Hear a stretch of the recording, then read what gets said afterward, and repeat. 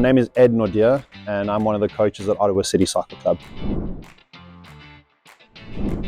What leagues or teams do students in the elite program play with?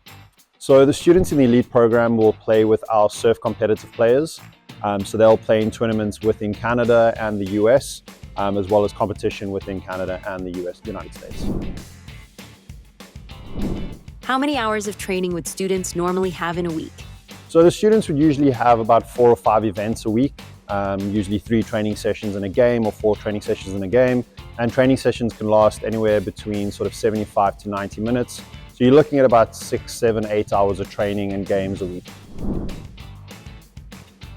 Do you assess the students upon entering the academy? Yeah, we'll do assessments. We look at their technical skills. We sort of have 4 pillars that we'll look at: technical, tactical, psycho, and physical stuff that we'll kind of assess when we do the assessments with them. And we look at overall kind of how they fit into the program, how they fit into all the different aspects of our club.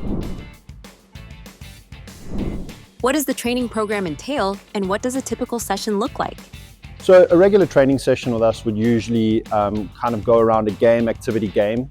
So we'll start with some sort of small-sided games, and we'll elaborate and get bigger as they go along. We'll then have a specific topic of the week or of that training session. So that could be a technical aspect, it could be a tactical aspect that we will focus on in that training session. And then usually we end the training session with another game. And that game is then to see how have players sort of learned throughout the session. Are they able to transfer what we've worked on throughout the session into the game at the end?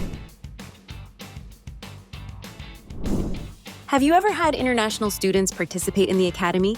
Yes, we've had international students that usually join at different periods throughout the year, depending on their schedule and our schedule. We're usually very flexible to make sure that we accommodate their needs and what they might need. We've even had players from other nations that actually play for junior international teams that have joined us and taken part in our academy.